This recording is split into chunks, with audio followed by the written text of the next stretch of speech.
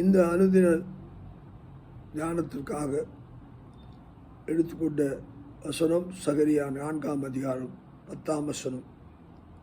இதற்கு நான் இவ்வாறாக தலைப்பு கொடுக்க விரும்புகிறேன்.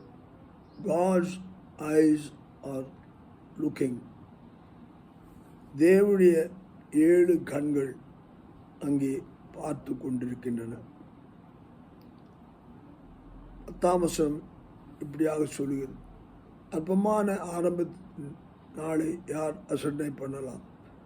பூமி எங்கும் சுற்றி பார்க்கிறவர்களாகிய கர்த்தருடைய 7 கண்களும் செருபாபிலின் கையில் இருக்கிற தூக்கு நூலை சந்தோஷமாய் பார்க்கிறது என்றார்.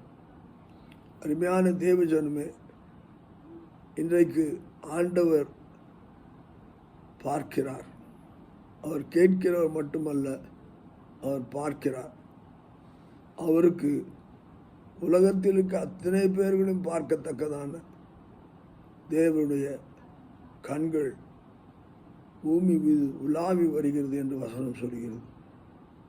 அற்பமாக ஆரம்பிக்கிற அந்த விசுவாசத்தையும் அவர் பார்க்கிறார்.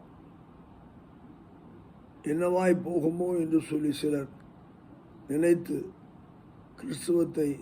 கிறிஸ்துவை அறியும்படியான அறிவை, கிறிஸ்துவை வேதத்தின் வாயிலாக, வசனத்தின் வாயிலாக கிராமங்களிலும் அங்கே குக்கிராமங்களிலும் சுவிசேஷம் சொல்லப்படும் போது அந்த விசுவாசம் அற்பமாக அவளுக்குள்ளாய் ஆரம்பித்தாலும் அதையும் ஆண்டவர் பார்த்து கொண்டிருக்கிறார்.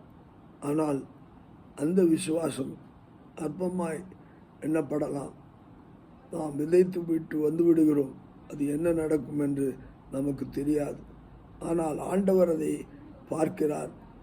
அவர் பூமி மீது நோக்கமாக இருக்கிறபடினாலே அங்கே 7 கண்களுடைய அவர் பூமி மீது உலாவிக் கொண்டிருக்கும்படியான அந்த அற்பமான அந்த விதைத்தலை அவர் பலன் கொடுக்கும்படியாக சம்பூர்ணமாய் மாற்றத்தக்கதான வல்லமை உடையவராய் இருக்கிறார்.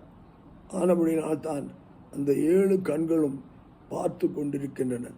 அந்த 7 கண்களும் எப்படி தூக்கு நூலை அந்த கட்டிட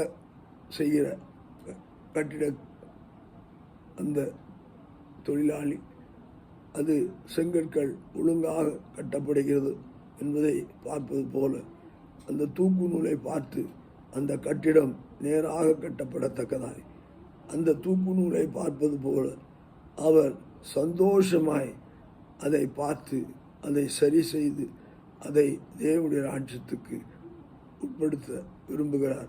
அப்படித்தான் நீங்களும் நானும் இன்றைய தினத்திலே அவரால் கட்டப்பட அவர் பார்க்கிறார். அவருக்கு பிரியமான செய்து நாமும் ஒழுங்காய் கட்டப்படுவோமாக. ஆமேன், ஆமேன், ஆமேன்.